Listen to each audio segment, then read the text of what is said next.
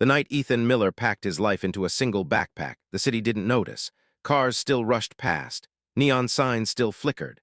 Somewhere, people laughed over late-night coffee. But inside Ethan, something had gone quiet, like a dream finally admitting it was broken. At 29, he stood on the cracked sidewalk outside the apartment he could no longer afford, holding a folded rejection letter in his pocket. "We regret to inform you." He had read that line so many times it felt etched into his chest. Once, Ethan believed talent and hard work were enough. He believed that if he stayed honest, stayed patient, life would eventually meet him halfway. But that belief had worn thin over the years, after his father's sudden death, after his mother's long illness, after the startup he poured 5 relentless years into collapsed almost overnight. Rain began to fall, light at first, then heavier. Ethan didn't move. He let it soak his jacket, his hair, his face, anything to distract from the pressure building behind his ribs. He wasn't homeless yet. He wasn't hopeless either. But he was standing at the edge of something ending, and he could feel it. As he slung the backpack over his shoulder and took his first step away, a thought followed him like a whisper. If this is rock bottom, then what comes next? That unanswered question would silently begin to change everything. Ethan Miller moved back into his childhood home on a Tuesday morning, the kind of detail that stayed with him because everything else felt unreal. The house stood at the end of a quiet suburban street, paint peeling at the corners, the front porch sagging slightly as if tired of holding memories. His mother, Karen, tried to hide her relief behind forced cheerfulness. She made coffee too strong and eggs too soft, pretending this was just a temporary visit, not a quiet retreat. Ethan played along. They both did. Some truths were easier to postpone. Days began to fall into a dull rhythm. Ethan woke early out of habit, even though there was nowhere urgent to be. He sat at the small kitchen table with his laptop, scrolling through job listings that blurred together, entry-level, 5 years required competitive environment. He sent resumes into the void, adjusting phrases, rewriting cover letters, wondering when his experience stopped mattering. Afternoons were for small tasks. Fixing a loose cabinet hinge, mowing the lawn, driving his mother to medical appointments and waiting silently in plastic chairs that smelled faintly of disinfectant and worry. Evenings passed quietly, the television murmuring in the background while Ethan stared at his phone, avoiding messages from former coworkers who had landed on their feet. The hardest moments came at night. Lying in his old bedroom, surrounded by trophies from high school debate and framed certificates that once promised a future, Ethan felt the weight of comparison. Social media showed friends buying homes, announcing promotions, smiling beside captions about grinding and blessings. He shut the apps down, but the images lingered. He wasn't lazy. He wasn't careless. So why did it feel like he had failed? Sometimes, while washing dishes or folding laundry, Ethan caught himself replaying the past. Late nights at the startup, skipped holidays, the thrill of believing he was building something meaningful. He remembered the day it all ended, the sudden investor pullout, the rushed meeting, the hollow silence after everyone logged off. Life hadn't exploded. It had simply stalled. Still, beneath the exhaustion and quiet shame, something remained. A restlessness. A sense that this wasn't the end of his story, just a chapter he hadn't learned how to read yet. Ethan didn't know it then, but routine was about to be interrupted. And comfort, fragile as it was, would soon be tested. The call came on a Thursday afternoon, just as Ethan was tightening the loose screw on the back porch railing. His phone vibrated in his pocket, the screen lighting up with a number he didn't recognize. For a moment, he considered letting it ring. Unknown numbers had learned how to disappoint him. He answered anyway. "Mr. Miller, this is Valley Health Insurance. We're calling regarding an outstanding balance." Ethan leaned against the railing, the screwdriver slipping slightly in his hand. He already knew what this was about. His mother's treatments, the paperwork that never seemed complete, the coverage that somehow never covered enough. The woman's voice was polite, rehearsed. The numbers she read were not. By the time the call ended, Ethan was staring at the yard without seeing it. The amount due was more than he had in his savings, more than he could borrow without asking questions he wasn't ready to answer. That evening, Karen noticed the change immediately. Mothers always did. "You're quiet," she said gently, stirring soup at the stove. "Did you hear back from a job?" Ethan hesitated. He hated the idea of becoming another weight she carried, but the truth pressed forward. "They called about the bills," he said. "Insurance won't cover all of it."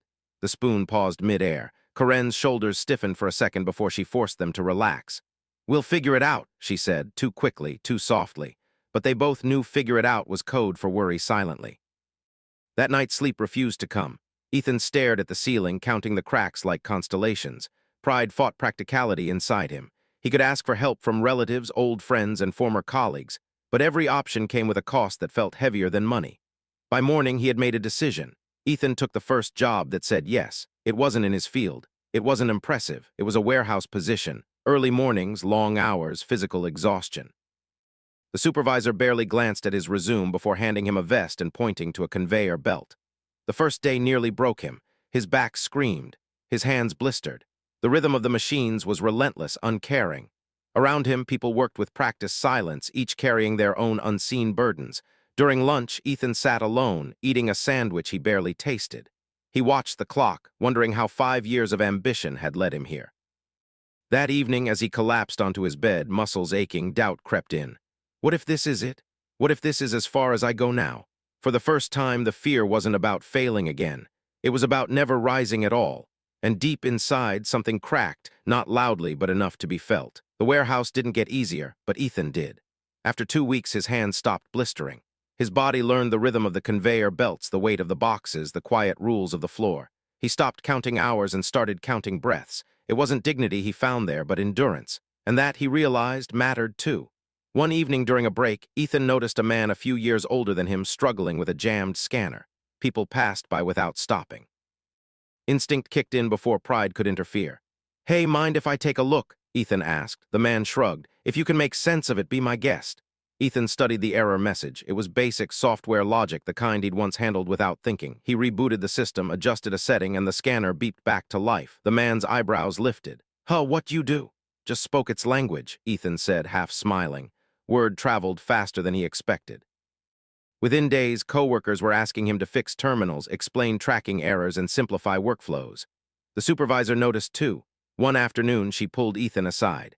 "You've got skills beyond lifting boxes," she said. "Ever thought about process coordination?" Ethan hadn't. Not here, not anymore. She offered him a trial shift, less lifting, more problem-solving, a slight pay bump. It wasn't glamorous, but when Ethan checked his bank account that night, the numbers no longer made his stomach drop. For the first time in months, he paid a medical bill without panic. At home, Karen noticed something else. "You're standing straighter," she said one evening, handing him a mug of tea. Ethan laughed softly. "Must be all the boxes." But he knew it wasn't that. Late at night, after everyone slept, Ethan opened his old laptop, not to job boards, but to ideas. He began sketching systems, improving logistics flows, and writing notes the way he used to when building his startup.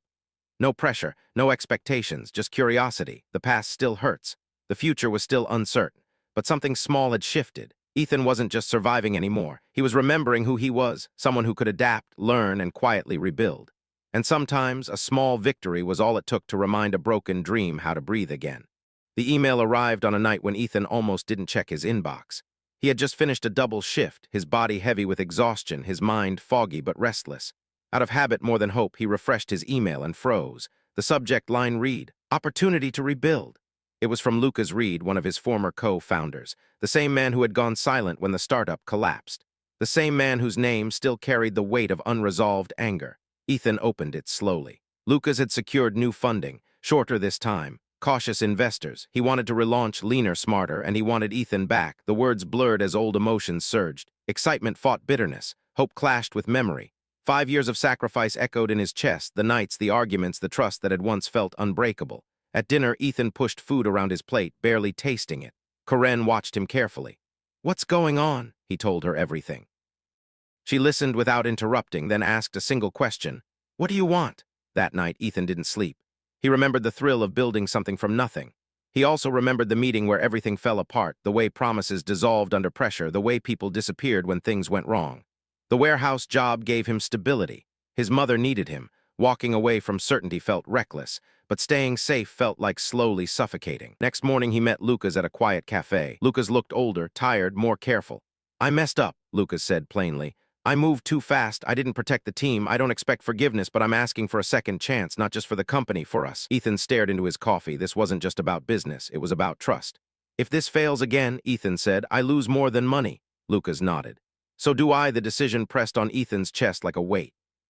If he said yes, he risked reopening wounds. If he said no, he might always wonder what if. That evening, Ethan stood alone in his childhood bedroom, surrounded by old trophies and unfinished dreams. He realized something then. Avoiding pain hadn't protected him. It had only delayed it. The struggle wasn't between success and failure. It was between fear and growth. Ethan sent one final message to his warehouse supervisor, thanking her for the opportunity. Then he opened his laptop and typed 3 words in reply to Lucas's email. "Let's do it right." The leap terrified him, but for the first time it felt honest. The months that followed were anything but easy. Ethan Miller returned to the startup world, but this time with lessons carved deep into his bones. He approached each challenge differently. Mistakes no longer felt like the end of the world. They were signals to learn, adapt, and move forward. His past failures had become tools rather than chains. He worked long hours, but differently now. Instead of sacrificing sleep, meals, or his mental health, he organized his time, delegated when necessary, and learned to say no. He rebuilt not only the company but also the trust he had lost in himself. The prototype of their new product launched quietly. It wasn't perfect. Investors grumbled, customers had questions, but the team, the same people who had once felt defeated, began to feel pride again. And for Ethan, that pride was sweeter because it wasn't naive, it was hard-earned. At home, things improved too. Corinne's health stabilized, and she smiled more often, knowing her son was thriving not just financially but emotionally. Ethan began to understand that success wasn't only measured in revenue or recognition. It was in balance, in resilience, in the ability to face adversity without losing yourself. One evening, while reviewing the day's reports, Ethan paused. His eyes wandered to a small frame on his desk, a photo of his father, smiling proudly at a high school graduation. Ethan realized he wasn't the same young man who had packed a backpack in the rain months ago. The fear that had once consumed him had transformed into determination. The despair that had once paralyzed him had taught him patience.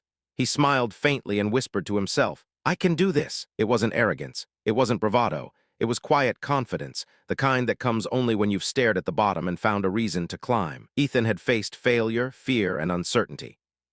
He had stumbled, learned, and stood back up, not unbroken, but stronger, wiser, and more aware of his own resilience. And in that growth, he discovered a truth he had almost forgotten. Life didn't demand perfection. It demanded persistence. Years later, Ethan Miller stood on the small stage of a local entrepreneurship seminar, speaking to a room full of hopeful, anxious faces. Some wore suits, others wore paint-stained overalls. Some were young, some older. All of them carried dreams, some broken, some fragile. Ethan shared his story, not the glamorous version, not the overnight success myth, but the real one. The nights spent in a childhood bedroom, the warehouse shifts that left his muscles aching, the fear of failing again, and the slow, quiet rebuilding of trust, skills, and hope. "I failed," he told them, his voice steady, "more times than I can count. But failure isn't the end, it's a teacher. And hope isn't something you wait for, it's something you decide to act on every day." He paused, letting the words sink in. Some of you may feel like your dreams are broken beyond repair. Maybe they are for the life you imagined, but that doesn't mean they're over. Life always gives you a chance to start again, sometimes in ways you couldn't predict. What matters isn't avoiding failure, it's what you do after it. After the seminar, as Ethan walked home through the evening streets, he thought of the rain-soaked night months ago when he had first asked himself if this is rock bottom. Then what comes next? He smiled, realizing he finally had an answer. "What comes next," he whispered, "is everything I choose to make of it." And in that choice, Ethan found the quiet, unshakable truth that had eluded him for so long. Hope is not a distant dream. It is born from the courage to rise after every fall. No matter how many times life breaks you down, there is always a way forward, always a new beginning.